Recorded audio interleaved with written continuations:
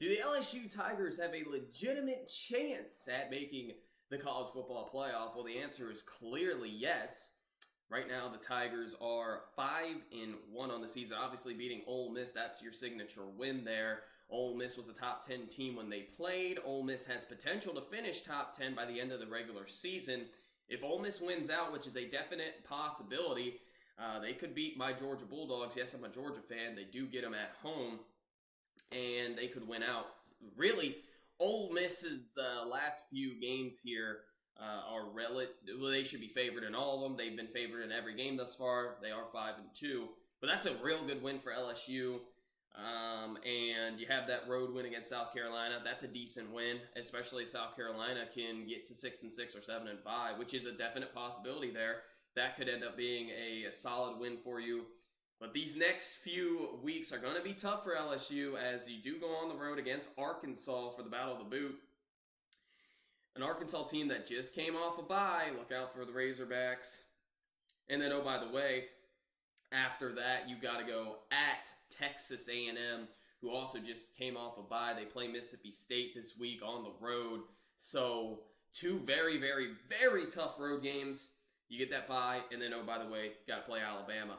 Now, if you've been watching Alabama thus far this year, they looked very, very good the first 5 weeks of college football. These last 2 weeks, I don't know what the heck happened to Alabama.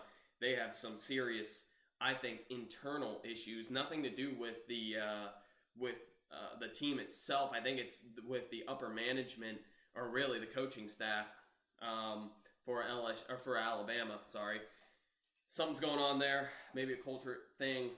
And then obviously after you play Alabama, you do got to play Sunbelt Billy, or maybe Billy Napier will be gone at Florida. Vanderbilt at home. That looks like a lot tougher game now.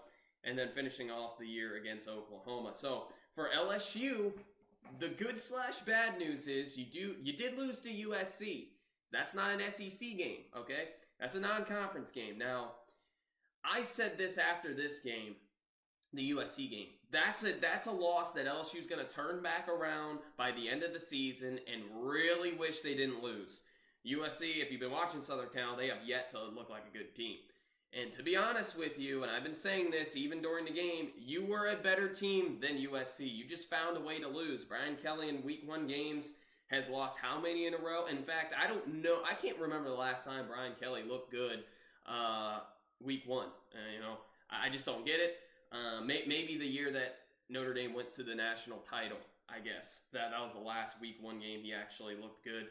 I can't really remember, like I said. For some reason, you have some voodoo against you week 1.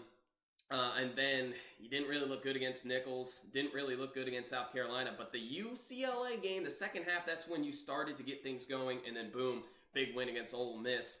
At Arkansas this weekend, that's going to be a tough game. But right now, your percentage, the projection thus far for LSU is at 17% to make it to the college football playoff. Now, before the Ole Miss game, it was around 2 or 3, maybe 4 or 5%. That big win there, you jump into the bubble. If you follow college basketball, you know what the bubble is. Bracketology specifically. Those bubble teams are basically in the next 4 bye category, last 4 in, and then first 4 out, last 4 out for college basketball. Now for college football, it's a little bit different. It's basically the last 2 at-larges, and then the 4 or 5 teams outside looking in on the bubble. It's kind of weird to explain. It really isn't a bubble, but I guess you can make a case it is. But LSU's right now on that bubble. And if you can go into Fayetteville and beat Arkansas, obviously you are favored. That percentage might double, especially if, Georgia goes down this weekend, and obviously the loser of Alabama, Tennessee, their chances go way down. Right now, Alabama's at 23.7%. Alabama's at 84% right now. I think that's way too high. Tennessee's at 39%. And then look elsewhere around the college football landscape. I think about at least 4 SEC teams are going to get into the college football playoff this year. And if LSU finishes into that top 4, which is definitely a possibility, they could be one of those 4 teams. Now, the thing is with LSU, you're going to have to pull some upsets here. If you thinking that Texas A&M, I believe Texas A&M is going to beat Mississippi State. I don't really care by how much. I think Texas A&M is going to be the favorite at home against you, and that's probably going to be a 3:30 game, I do believe. I don't think they'll make that a night game, but I could be wrong. And then obviously the week after you play Alabama, if things go right for Alabama, they should be the favorite on the road. Listen, if you can, let's say you beat Arkansas, lose to A&M, but win out. That means you would beat Alabama, at Florida, still a decent win, I'd say, Vanderbilt, and then Oklahoma. Again, Oklahoma's not that good of a team. You should beat them regardless. 10-2, 1,000% gets you into the college football playoff, in my mind, as an SEC team. And oh, by the way, you would kind of cancel that bad loss, because losing to USC is a bad loss. I know it was a neutral site game. I know USC was ranked at the time. That's a bad loss. You shouldn't have lost that game. And then, losing to A&M, cool, whatever. But beating Alabama and beating Ole Miss, especially if Ole Miss goes 9-3 or even 10-2, Bama should go 9-3 at least, or even 10-2 as well. That's 2 really good wins, 2 teams you should be ahead of, and I think that's good enough to get you into the college football playoff. 9-3, I don't think so. Because of that loss, like I said, this loss to USC is going to be crucial. Now, what could be the saving grace for LSU is the SEC standings themselves. Remember, the top 2 teams based on conference record get into the SEC title game. You would lose to, I really do think you're going to lose to either Arkansas or Texas A&M. 2 road games. It's hard to win on the road. You might lose both these games, and then we're just looking at, well, could you spoil somebody's season? Listen, if you lose to Arkansas and Texas A&M, playoffs just aren't it for LSU this year. You do get them back-to-back. Arkansas is a lot better team. Both these teams are actually a lot better than what people thought they'd be, especially Texas A&M with that defensive line. It's ridiculous, and that defense as a whole. But I really think LSU has a good shot at finishing into that top 4 for the SEC. They're gonna, with what I saw against Ole Miss, I think the defense is just getting better and better. Especially what I thought defensive coordinator Baker has done a good job. Safeties for LSU kind of have been an issue, but cornerbacks are getting better and better, I think, and they're starting to step it up. Arkansas, believe it or not, Arkansas is a good defensive team.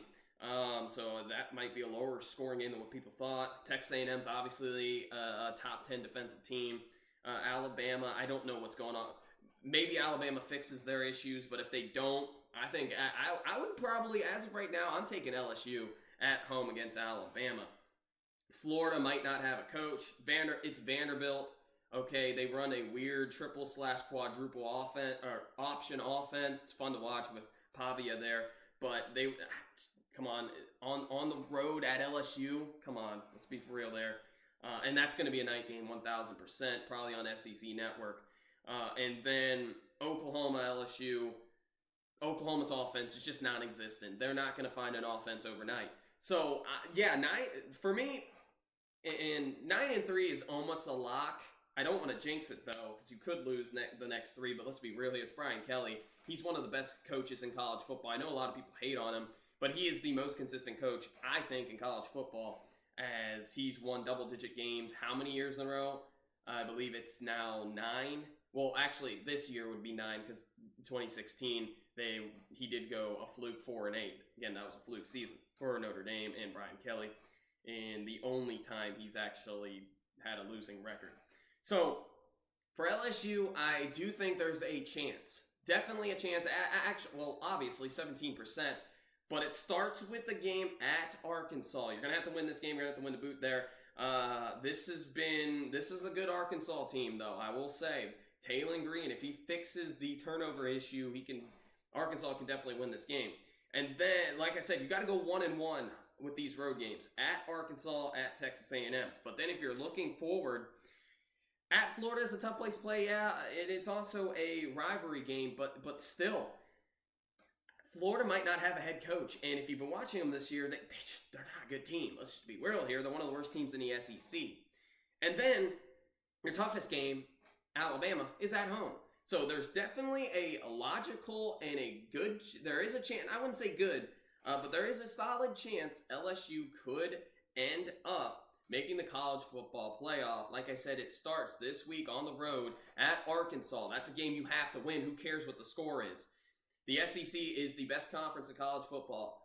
They will not, I'm telling you right now, they will not leave out a 10-2 SEC team. It's just not going to happen. Just like they wouldn't leave out an 11-1 or 12-1 SEC champion like they did last year with Alabama. They weren't going to do that. I was kind of surprised they left out my Georgia Bulldogs, but look at how many teams were there. In years past, there's been multiple two SEC teams into that college football playoff. They're not going to leave out a 10-2 team, trust me. So LSU fans, let me know what you guys think. Like I said, you're going to have to really go 5-1 in these next 7 weeks of football. It starts at Arkansas. Arkansas just had a bye week, by the way, after a big win against Tennessee. That's a signature win for Sam Pittman. A game no one really thought a game he wasn't really supposed to win. He's like 2-11 in the past 13 close games, believe it or not. And two of those were, actually at least one of those losses was to you last year, 34-31, after a terrible BYU performance for Arkansas. I think this is going to be a real good game, but then win or lose, that Texas A&M game and Bama game, those are your two keys to the college football playoff. Let me know what you guys think. And you're listening to LSU at the voice of college football. Make sure to like and subscribe.